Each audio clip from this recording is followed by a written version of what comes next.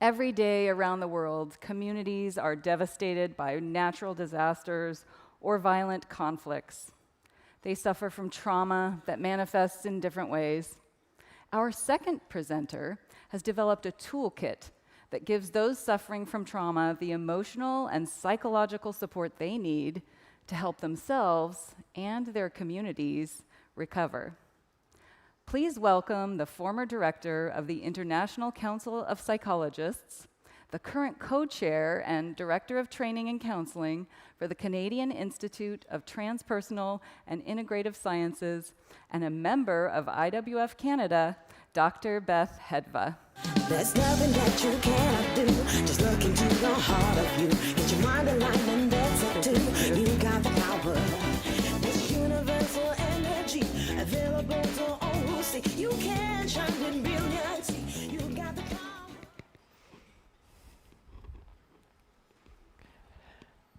Losing loved ones or everything you own can feel like you've lost your life. In 1989, I was living in the Oakland Hills in California when the Loma Prieta earthquake rocked my home and the whole San Francisco Bay Area so hard it took down the Oakland Bay Bridge. Ironically, I was researching how traumatic shock and betrayal are sometimes used in ancient rites of passage and indigenous cultures as a catalyst for positive personal growth that inspires an individual to become a force for community renewal. 2 years later, in 1991, we were evacuated from our homes during the Oakland Hills firestorm that killed 25 people, destroyed 3,000 homes, and cost about $2 billion in damages. After I was allowed to return home, I organized our neighbors to create a network of support in case of emergencies. Eventually, I moved to Calgary, Canada, where we were evacuated again in the 2013 Alberta flood disaster that swamped 26 Calgary communities and 31 other municipalities throughout central and southern Alberta. Disasters are increasing in intensity and frequency, 4 times more frequent than 50 years ago. The Geneva Center for Internal Displacement tells us that 2/3 of all forced relocation is the result of natural disaster, and that 6 out of 10 of us here will be evacuated from our homes or worse in the course of our lifetime. Even first responders have difficulty handling what they encounter because they see the worst and they see it in volume. Everyone needs help, or preparedness, or both. If not done, it makes more work for first responders when they arrive late, and then later, more work for psychologists. It doesn't need to be that way. The missing pieces we can and need to fill are emotional, psychological, and maybe spiritual, to help individuals embrace these hardest of all events as healthfully and as quickly as possible, and to pass forward those healing tools to others. The healing techniques I'm here to share with you emerged during the 2 deadliest environmental disasters of the century: the globe destabilizing Southeast Asian tsunami and the catastrophic 2010 Haitian earthquake. In each event, hundreds of thousands died, millions were injured, lost their homes, and maybe everything they owned, or worse. I was sent in to create culturally sensitive programs to train and offer to individuals the ability to then provide both personal and community healing.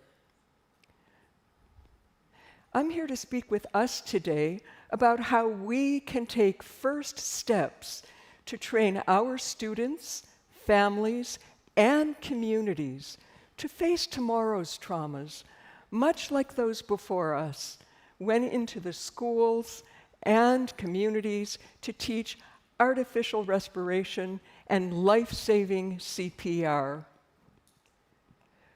We need to be learning and teaching 5 basic skills. The first thing we need to learn is to connect to yourself. Breathe, ground, and be present.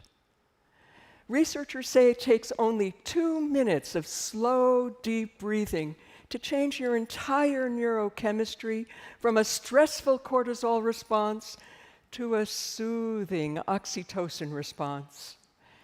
This helps you connect to yourself and be present with others.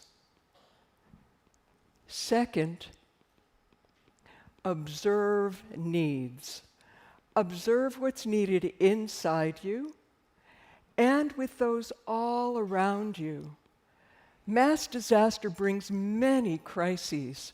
Knowing how to coordinate working with emergency services, medical services, social support groups, and other community services is affirming and helps. Third, listen and share. Listen to yourself and listen to others. Listening with your whole body, heart, and soul, and sharing stories, empathizing, naming emotions, and normalizing difficult feelings.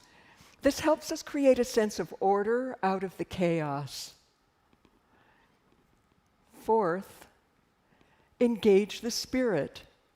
Look inside and ask yourself, how are my body, heart, and mind repairing my injuries? Ask, what helps me heal? And imagine, what can I do now that can improve things even more? These questions, along with engaging in local and regional cultural healing traditions, stimulates and awakens our inner resiliency. And finally, 5, empower. As you lead by example, you empower your family, your friends, your community, and even yourself when you extend care to others. We join together by caring for ourselves, each other, and our communities. We heal by sharing.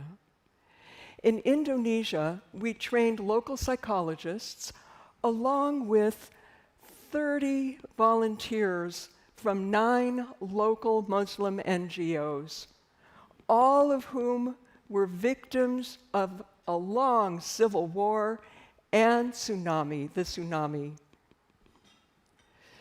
Like the teacher who was a volunteer who shared what she learned with her surviving brother, sister, and friends, and also taught her NGO and her students these techniques.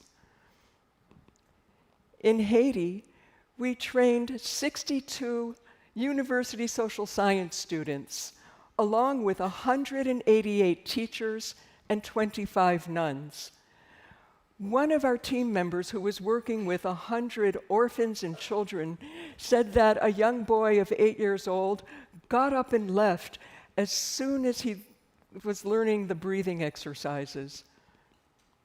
Later, he returned to say he left to teach those soothing exercises to his mother.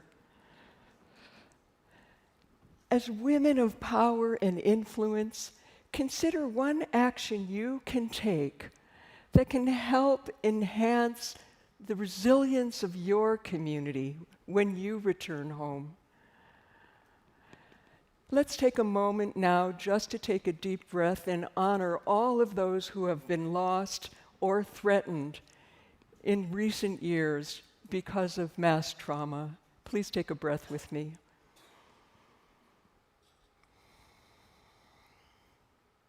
And thank you so much for your kind attention.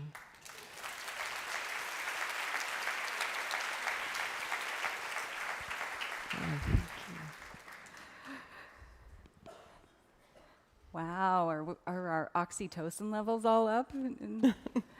Dr. Hedva, your approach addresses the mental health of communities, not just individuals, and it creates an opportunity for a broader impact rather than the traditional one-to-one model. So as you focus on helping survivors of trauma, are you also preparing individuals and communities with coping skills before disaster strikes? Well, yes, as I mentioned before, these 5 steps are things that we can all learn. And I have a vision of this becoming part of every high school curriculum. We already know that psychology is being taught in many schools, but disaster preparedness in high school, and then encouraging high schoolers to help us train junior high and elementary, because we learn best by doing and sharing. So that's my personal vision. Great, thank you. Yeah. What are the consequences if entire communities of trauma survivors don't receive mental health care? Well, this is a really important question because right now in the world, according to the World Health Organization, 1 billion people worldwide are suffering from mental health concerns. And after a traumatic event like the pandemic, for example, we see an increase in mental health concerns by 25%. With the tsunami, we saw an increase between 30 and 50%. And we have to understand that when we're looking at mental health, it also includes issues of economics, poverty, politics, the intersection of lack of housing, lack of work. All of this, WHO has come to describe that the key issue is depression. And the key to healing depression is re-engaging with a sense of purpose and meaning in life, which is what gets very often destroyed after a mass trauma. So this kind of program actually inspires people to have a new sense of purpose by engaging in helping to heal their communities and their loved ones. That's great. Thank you, Beth, and thank you for your transformative work that you're doing to help heal survivors of community trauma. We are all better prepared now should a disaster strike in our own communities, and we wish you much continued success in the work ahead. Thank you. Thank you so much.